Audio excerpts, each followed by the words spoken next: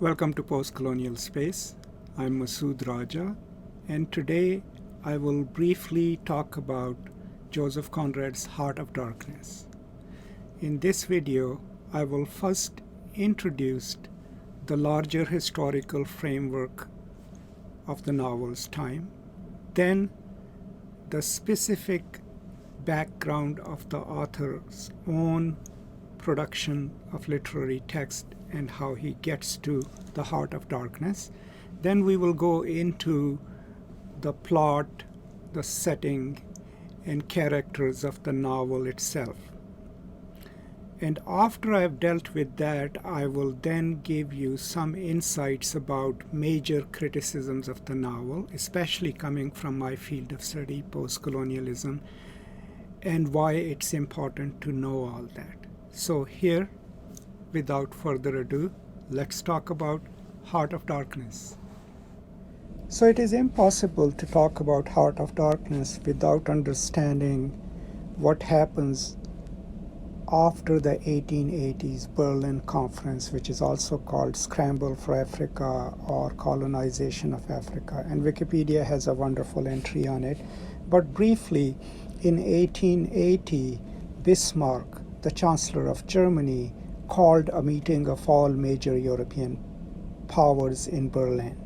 And the reason was that Africa, which had until then only been colonized along parts of the West Coast and other parts, had become a huge prize because of its raw materials, and the European powers were fighting each other over different territories. So the purpose of the conference was to sit down and decide, first of all, who gets what part of Africa, and then to develop a negotiating mechanism to resolve conflicts. So if you look at this map, this is what ends up happening after the Berlin Conference. Different colors represent different territories. The only territories that were left independent were, of course, Ethiopia, which was called Abyssinia at that point, and Liberia, which was technically an American colony. So within that, how does it apply to the novel is that Congo, during the negotiations, King Leopold II of Belgium claims the Congo Basin as his own territory. And he's able to convince the participants that he will have a humanitarian mission there and he will, develop the area. Now, that then is governed as the independent territory of the king. It's not under the control of Belgian parliament. So that phase, Congo, is then called the Congo Free State. And then after the report of casement and after the publication of Heart of Darkness, I'm not saying Heart of Darkness had a causal relationship to it, but there was a lot of pressure on the Belgian to take the territory away from the king, because the king never does what he had promised, and actually, it becomes one of the most brutal colonial situation with forced labor, executions, amputations. Some historians say that the rate of death amongst the native population was 50%. So eventually the Belgian parliament takes the territory away from the king, and then from then on it is called the Belgian Congo. And Congo was rich in ivory but also in tin, and that is the backdrop. So here is the location of Democratic Republic of Congo in the current map, and if we zoom in, you'll be able to see the Congo River. It covers about 4,700 kilometers and eventually meets the ocean on the west coast. So that is all its course, and it has different tributaries. It's considered the deepest river at places in the world, and it's the 9th largest river in the world. So this is the river that eventually Marlowe travels in a steamboat going upwards to go and retrieve, curds. So I thought it's important to kind of see the scale of the river itself. So let us begin with a little bit about Conrad himself. Conrad was originally Polish and then eventually becomes a British citizen. But most of his work, pretty much all of his work, is written in English. Before he writes Heart of Darkness, he had already published 3 successful novels, and those are called the Malay trilogy. And these 3 novels are also maritime stories, but also of settling of native lands by the Europeans. And then when he writes Heart of Darkness, by that time he's already an established author, but by publishing Heart of Darkness, his status as a realistic but a proto-modernist or modernist author is pretty much established. Now, he didn't just sit in his drawing room and write Heart of Darkness. Now, Conrad was a sailor, right? Originally, that was what his job, the job that he gives up because of health reasons and decides to become a full-time writer. Conrad actually traveled in the Congo River on a steamboat, took copious notes, even was in contact with Roger Casement, whom I mentioned earlier, who wrote the famous report indicting the administration of Congo. So, but he went there with an intention of writing a story set in Africa, right, and set in Congo. And there is historical record in his archive where he took copious notes and used those notes to write the novel, right? So that's his story as a novelist, but also as a sailor. But just always keep in mind that Joseph Conrad knew the sea, had worked on the sea, and that Heart of Darkness was a highly intentional work. It took research, it took traveling up the river in a steamboat, and that's the experience from which he writes Heart of Darkness. So before we go into discussing the novel, its setting, as well as the characters and the plot, I think we should first talk about the narrator and the framing of the story. So Charles Marlowe is the narrator of the story. Marlowe also figures as a narrator in other novels like Lord Jim and Chance. And in all those narrations, he's always a sailor. And this story is told from the point of view of Charles Marlowe, who travels up the river in a steamboat. But how is the story framed? A ship is coming into port by the river Thames, and the sailors are waiting for the ship to be unloaded, and that's where Marlowe is sitting around with other sailors, and he starts his story by talking about the river Thames and says, "This reminds me of another river that I traveled into."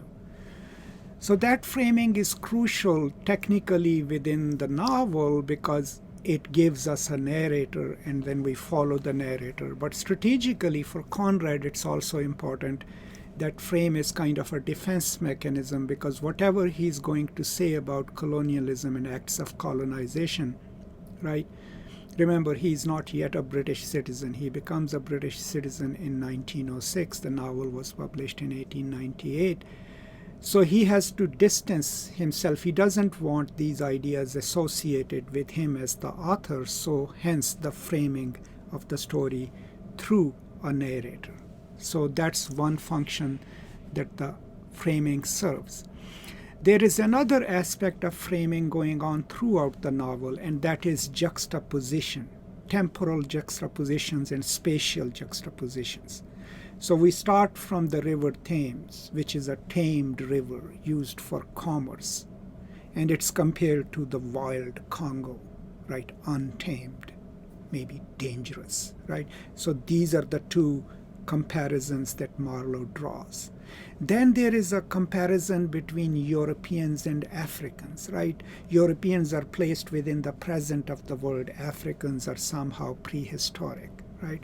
That juxtaposition plays throughout the novel.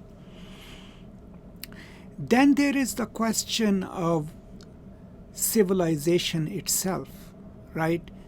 Who is civilized and who is not. These two things are there throughout the novel. But more importantly also is a comparison of different kinds of colonialisms. Now there will be passages in the book where you can see that Marlowe is not necessarily condemning colonialism, and hence Conrad through Marlowe. But what he believes is in the efficiency of the British system, right? And what that system of colonization is compared to and juxtaposed against is the most brutal form of it, which is happening in Congo. So in one way, that juxtaposition, that framing maybe allows a British reader to read their own acts of colonialism, pretty humane compared to what's happening in Congo, in the story and in the real world. So that kind of juxtaposition is really important, because despite his ambivalent views about colonialism, the novel does prove that this form of colonialism which is being practiced in Congo is terrible and bad, whereas the more efficient system, maybe more responsive to the natives' needs, or at least which tries to do something in the colonial world, improve it, that becomes kind of a defensive frame for Conrad. But it kind of maybe for the reader then normalizes this idea that maybe there was some good colonialism as well. So these are some of the things to keep in mind before we get into the story. The role of the narrator, the framing of the story itself, and various kinds of juxtapositions that he uses throughout the novel of Africa versus Europe, Africans versus Europeans, right? One form of colonialism against the other, because those are crucial in understanding the novel. So let's move on to the technical details about the novel, about its plot, characters, and the story. Okay, the plot is pretty simple. Charles Marlowe has been hired as a steamboat captain to travel upward into the Congo River and retrieve Mr. Kurtz, who is one of the most successful ivory agents for the Dutch company who hires Marlowe. That's the plot of the story. It's a quest, right, to go seek this person who is believed to have been either lost or not doing well. That's his mission. Now, in the process of doing that, we are also privy to Marlowe's thoughts, right? And who does he encounter? From the very first instance, when he enters the first station, we see the plight of Africans from his point of view, and that is significant, right? Because he wonders at them, right? But he's also looking at how terribly they are being treated, right? Then is his meeting with the first manager, who's kind of slightly suspicious of him, but he's given the mission, and he then has to trek to the middle station along with these prospectors, this El Dorado mission, who are there for profit, right? And when he gets there, he finds out that his boat has been damaged. It took him a while to fix the boat, about a couple of months. And in that process, he's been learning about Kurtz. Everyone has been telling him that Kurtz is exceptional. He will rise high. Now remember, Kurtz is working within the hierarchy of a corporation which retrieves ivory. So that means that like any other business, if he's as successful as a field agent, eventually he will rise up in the ladder, right? So we are constantly being told about how exceptional Kurtz is, how promising his career is, all of these things. He's being built up as this, quintessential European successful man in Africa. And then is the journey through the river. And the journey through the river involves its own dangers. I mean, they're afraid. There are native Africans on the river banks, right? And Marlowe doesn't understand what they're saying, but they're singing, they're beating their drums. All of that gives us this sense of this is a really dangerous place. And through Marlowe's reflections, we develop a certain idea of the place. Now, people who have studied the novel carefully will tell you that the use of adjectives, whatever he uses to assign value to the thing, constantly reinforces this idea of Africa as a brooding, dark, and dangerous place. And that's part of that journey to the north. In the end, okay, they reach Kurtz, they retrieve him, they find out that Kurtz has gone crazy, he has developed this idea that he's a king, he has native slaves, he's been killing people and punishing them, and he has kind of declared himself sort of a god. And he has a following. So they retrieve him and bring him on the boat, but then he escapes one night, and Marlowe has to go, and he sees Kurtz, actually crawling back. And Marlowe tells him, you ought to come back with me, and brings him back. And Kurtz eventually dies. And the famous two words that he says, the horror, right, which people are still thinking about. That is the story of Kurtz, right? And then it's journey back to the camp, and from there Marlowe going to visit Kurtz's intended, right, his fiancée, and telling her a lie, right, that no, yours was the last name that he mentioned. That's roughly the plot of the story. There is also a report that Kurtz has written, which he hands over to someone that he trusts, right? That's roughly the plot of the novel. Now, coming to the characters, of course, Marlowe is one of the characters. We meet the Russian prospector who is seen as a threat. He's our other character. Then there are other minor characters like the El Dorado mission. And then, of course, is Kurtz, right, who is the subject of, wide speculation in academia, right?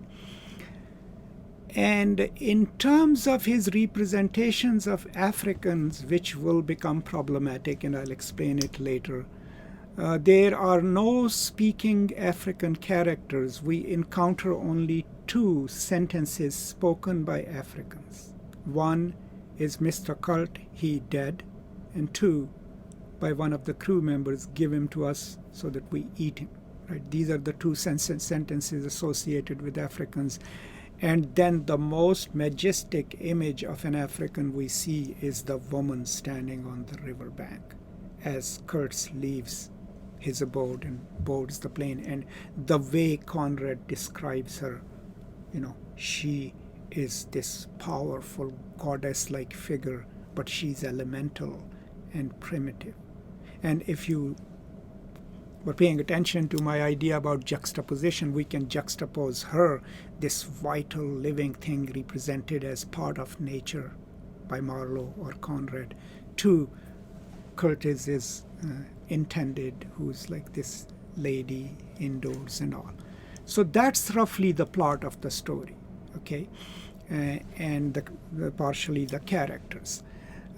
Beyond this, I will now go into briefly what stands out in the narrative in the representation of Africans, right? And how to read it, and then move on to how some of the post-colonial critics, most importantly Chinua Achebe, point to the latent or maybe the obvious racism of the text and why. And that I will explain in the last part of the lecture. So let's move on to the criticisms and analysis of the novel.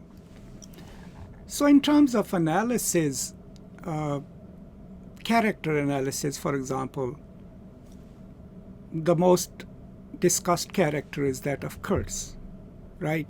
So a lot of people read it differently.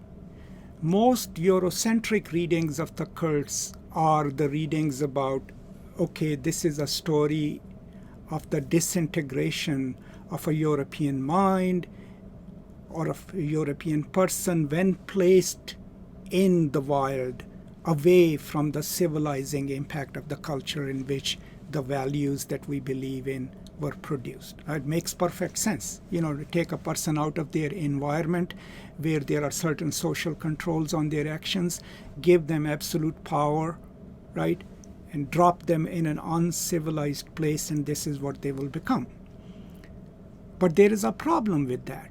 I mean, a lot of Eurocentric critics would say this is not a racist text. This has got nothing to do with Africa. It's a story of disintegration of a European consciousness, and that's how we should read it.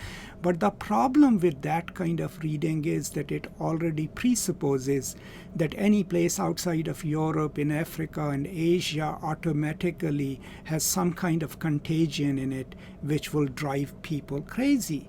And the counter question is, well, why don't the people living there themselves go crazy, right? They have a culture, right? They have a way of living life. It might be different from Europeans. So maybe that ultimate craziness and violence that cults displays, right, wasn't caused by Africa. He carried it within him, right? And when it could explode, it did, because he had the power to do so. A lot of people also try to decipher the famous last words of cults, the horror.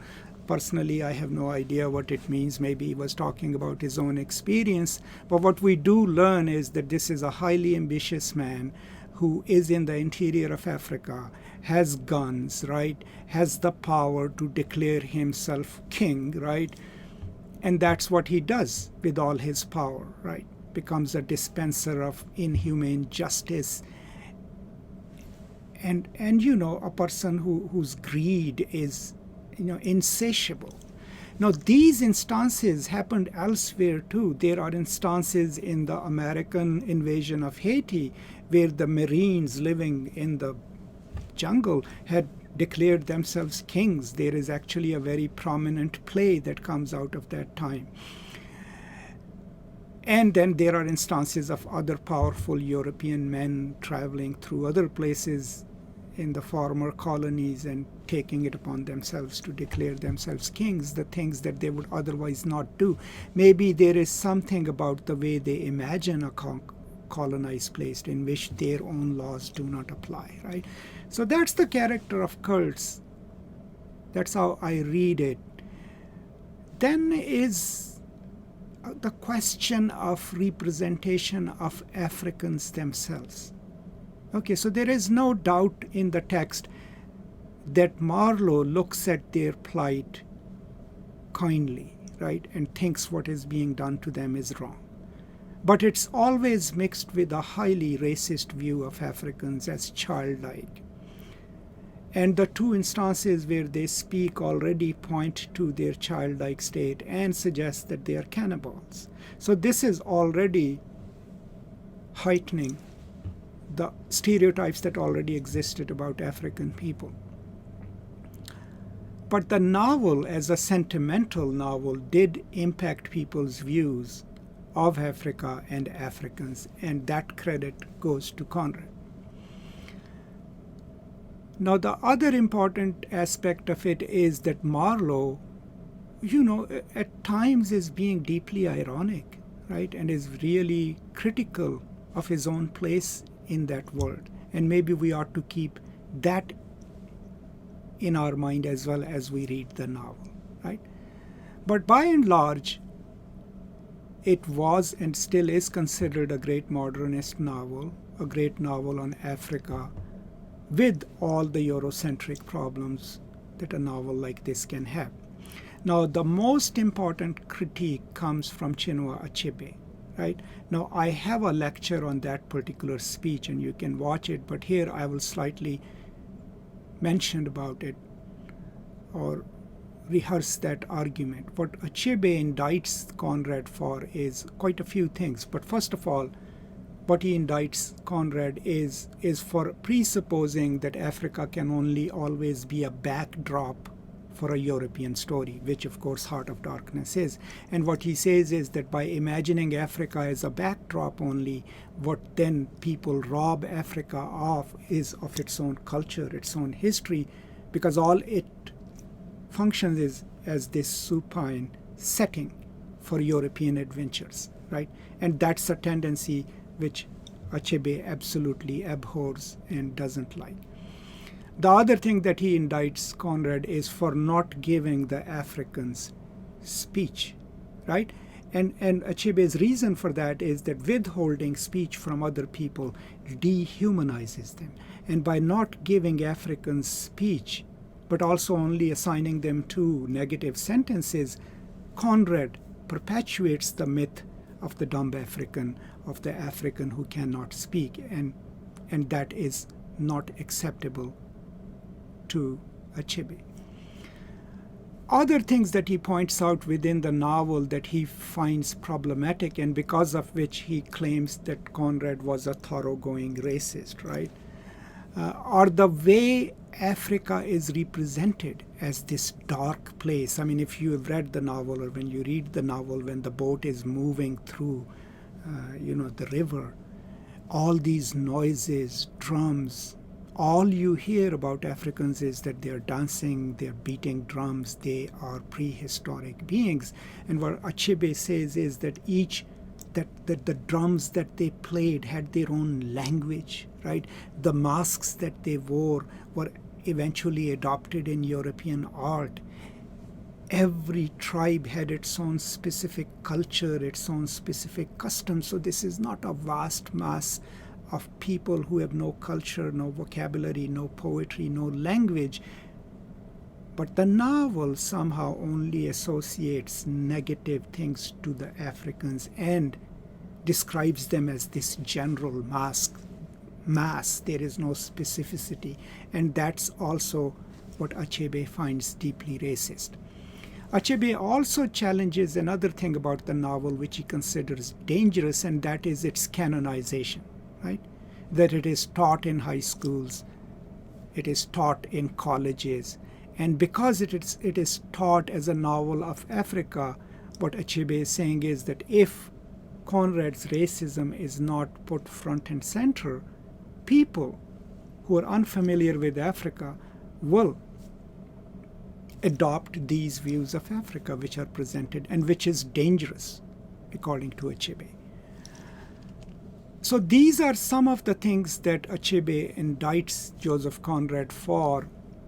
Now, I myself also wrote an essay about it, and of course I am no one to respond to the great Achebe, but my idea was that maybe we can redeem a non-racist Conrad, and I had for that read Almayer's Folly and the Malay trilogy, and my idea was that despite the fact the characters talk about non-European characters, in the end the natives win, right, in the Malay novels, and the Muslim natives win, and if they have won, we can maybe say that maybe Conrad wasn't necessarily a thoroughgoing racist. But these are some of the criticisms of the novel.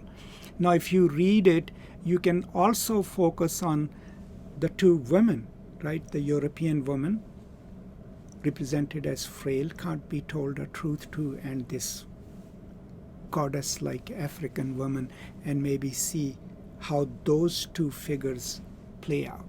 Or you can focus on any other aspects. I mean, just the greed of the El Dorado expedition. They are just there to extract wealth, right? And Marlowe is critical of that. So I think the novel is more ambivalent than either being racist or not being racist. That's just my opinion. And more importantly, what can the novel do for us now in a classroom? So after Achebe's intervention, right, his artistic intervention of telling us a story and things fall apart, of a flawed African hero, where Africa is not a backdrop but the place that drives the story, he already ensured that whenever Heart of Darkness is taught, if you are being taught, by a generally enlightened professor, they will juxtapose it with things fall apart. But by giving that speech in 1970s and publishing it, in which he indicts Joseph Conrad as a racist, what Achebe also accomplished was that no British lit scholar or student can ever read Heart of Darkness without acknowledging that challenge and either responding to it or agreeing or disagreeing with. So that's all I have on Conrad's Heart of Darkness. I don't want to make this really long, but a great novel, please do read it, but read it with critical insights. Read it from the post-colonial perspective. If you want a recommendation, the Norton edition on Heart of Darkness is probably the best one. I'll post a link in the description because other than the novel itself, it gives you a lot of background materials. Now, I know there are other resources on Heart of Darkness on the web. The reason I am creating it is because I do honestly believe that because of my post-colonial perspective, I can add just a little more to the novel and its understanding. So that was my reason behind it. I hope this was useful to you. Let me know what you think. And as always, I'm grateful to you. And if you haven't subscribed yet, please do subscribe to the channel so that you can stay updated about what comes next. That's all I have. Thank you so much. And as always, peace and love.